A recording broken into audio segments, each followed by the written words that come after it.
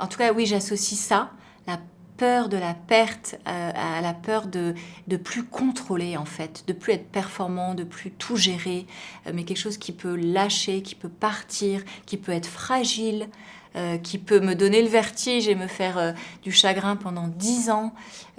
Et c'est OK, en fait. Moi, je vois... ouais, bah, mon fils Paul, il a failli mourir, mais quelque part, c'est une des choses les plus belles qui me soit arrivée dans ce moment de vie où il y avait une urgence de vie. Et j'étais obligée d'être connectée au ciel et plus, et aux autres, tellement c'était le pire de pouvoir imaginer que mon fils allait mourir.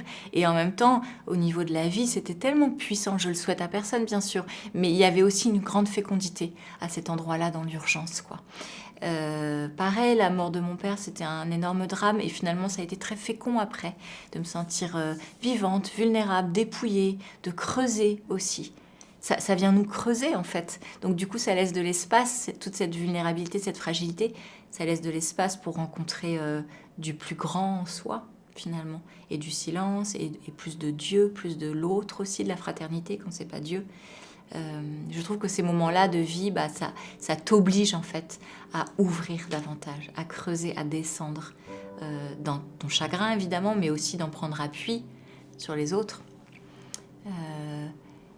Et puis du coup les morts, bah aussi ça peut te donner envie de rencontrer plus, de communier plus avec l'invisible aussi.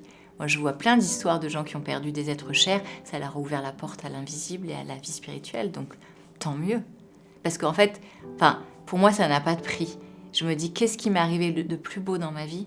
C'est à un moment donné, c'est grâce à la mort de mon père, de savoir qu'il n'y avait pas que cette chaise qui existait, qu'il n'y avait pas que ce rideau, voilà, qu'il y avait aussi un monde au-delà, intérieur et dans le ciel.